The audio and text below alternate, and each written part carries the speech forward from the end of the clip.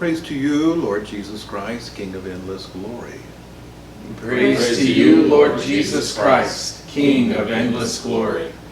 A clean heart create for me, O God, and give me back the joy of your salvation. Praise to you, Lord Jesus Christ, King of endless glory.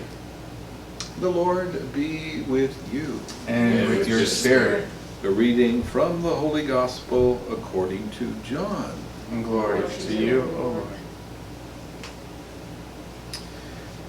There was a feast of the Jews, and Jesus went up to Jerusalem. Now there is in Jerusalem at the sheep gate a pool, in Hebrew, Bethsaida, with 5 porticos. In these lay a large number of ill, blind, lame, and crippled.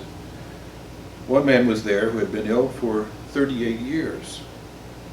When Jesus saw him lying there, he knew that he'd been ill for a long time and said to him, "Do you want to be well?" The sick man answered him, "Sir, I have no one to put me into the pool when the water is stirred up.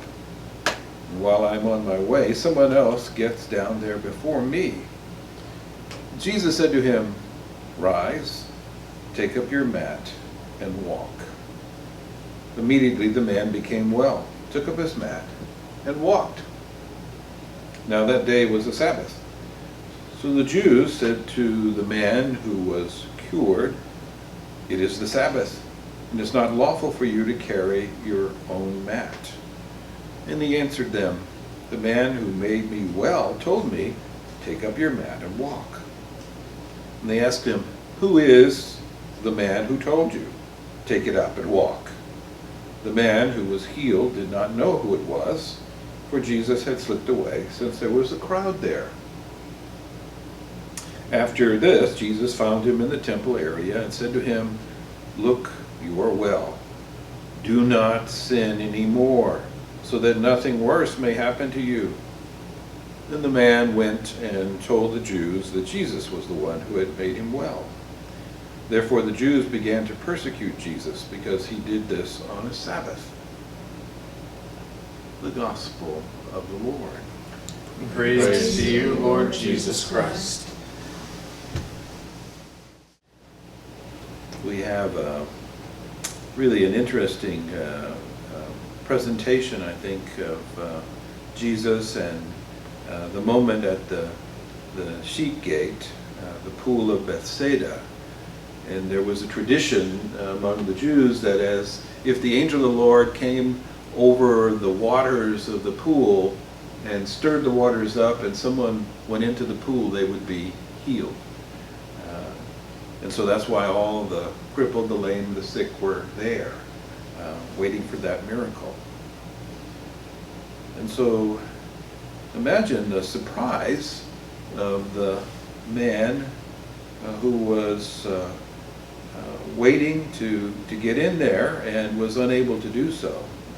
And imagine the surprise when he meets Jesus.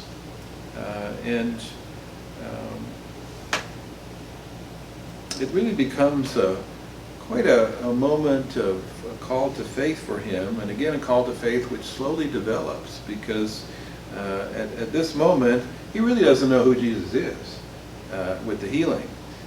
And Jesus is simply saying, "Rise, take up your mat and walk." And he does. And he starts walking. It's really quite a profound miracle.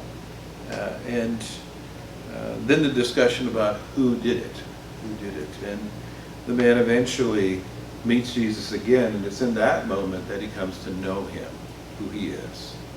And thus able to speak what Jesus had done for him. So that really, there's a twofold question for us, I think, in the gospel. The first is, are we open to Jesus walking up and telling us, "Rise, take up your mat, and walk"? I mean, are we open to Jesus doing that for us, especially at this time? And then the second is, are we really ready to meet him? Are we really ready to let him touch our hearts, touch our minds, touch our souls, touch our bodies completely? That encounter that the man who was healed had is really meant for us too. So let's open our hearts during this Eucharist as we are united in spiritual communion to share in the miracle of meeting Jesus and the healing that can be for us, and especially the healing of our spirits and our minds.